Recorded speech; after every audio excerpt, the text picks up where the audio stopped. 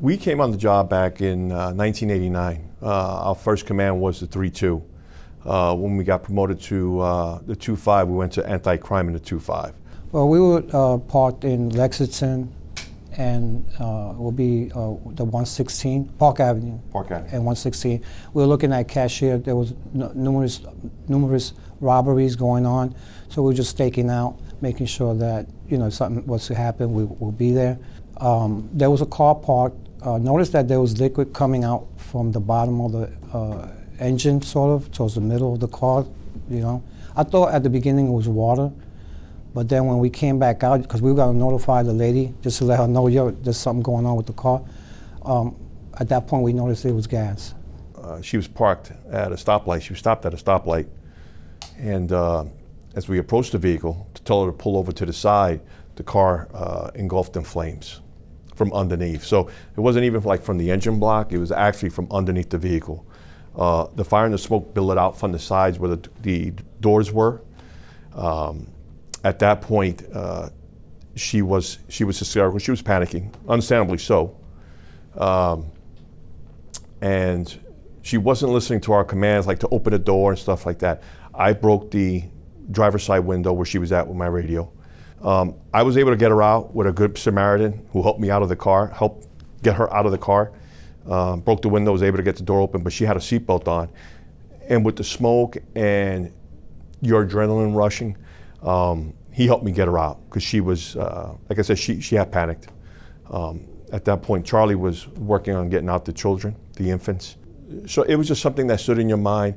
I could tell you, like when I, work in homicide cases towards the end of my career, there's certain cases that stand out, but this was special because there were 2 infants. And the fact that it just happened, it wasn't a call, it was unexpected.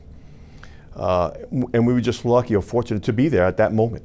Honestly, we were just very fortunate just to be there. Well, I got the call from Lieutenant Caraballo. He's the one that made the connection. And this was the day after Christmas, which made our holidays special. I was in tears, I'm not gonna lie. My wife thought something was going on. I explained to her. She couldn't believe it because, it's something that I would never think in the world that we would hear from these kids ever again. To us, it was our job. We had to do it, and it's our past. We talk about it here and there, but to have that individual join our family, because I consider myself still part of the NYPD, whether you retire or not, you're always a cop.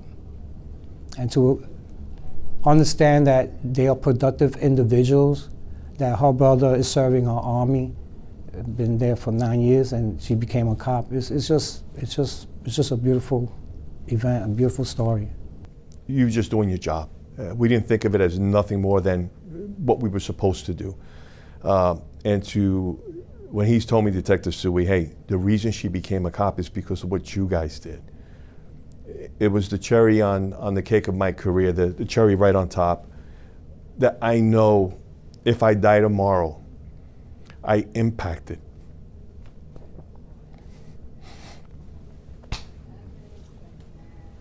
For them to say, I'm going to pay this forward.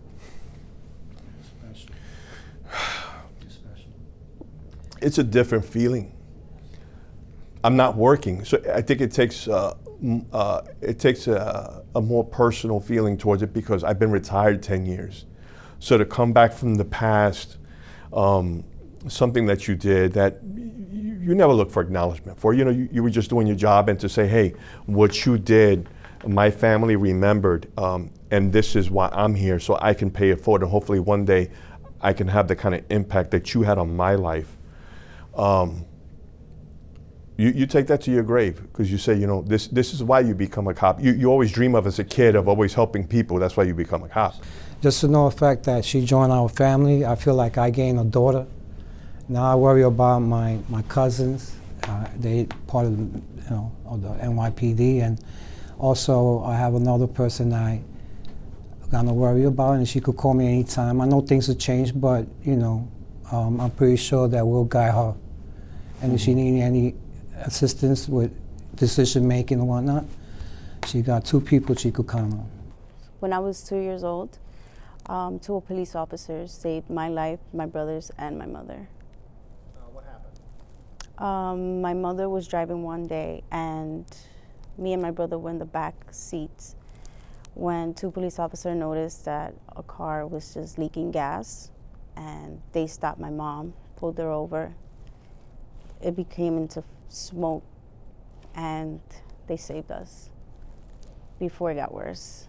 In the academy, I had an assignment, why I want to become a police officer. I had to write down a 49. And one of the reasons why I wanted to become a police officer was because of these two officers who saved my family's life and myself. And we actually never met them.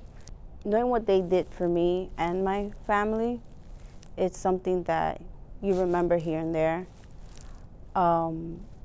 And it motivates you. So when you're at a job, when you're helping someone, no matter how small it is, it's someone in crisis. And it's just that feeling that you're actually doing something for somebody and helping them in any way they can. And I feel like that's just the same way they felt when they helped us. We're going to reunite Dennise Gomez. Denise, she's right over here. Come on down.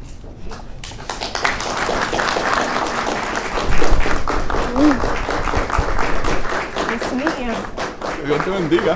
It's hey. Nice to meet you. Hi. You okay? Que Dios te bendiga. God bless you. Oh. All right. I know. When we say that police officers make a real difference, it's clearly not just words. And for officers Ocasio and Claudio, that difference is Dennise Gomez. Her life is their legacy, and now their work is her work. So we're thrilled to reunite them after 27 years, and today their strong bond is getting even stronger. In recognition of your special connection and of your shared legacy of public service in the New York City Police Department, I am proud to present Police Officer Dennise Gomez with Shield number 15417. You okay? Yeah? Formerly worn by Police Officer Eric Ocasio. Congratulations.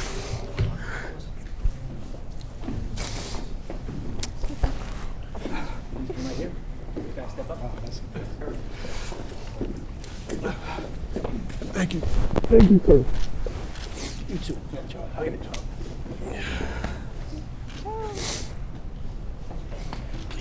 Please down. Phone down, please. Charlie, vente. Go behind. Yep. Okay. Aw, it's gonna make me cry.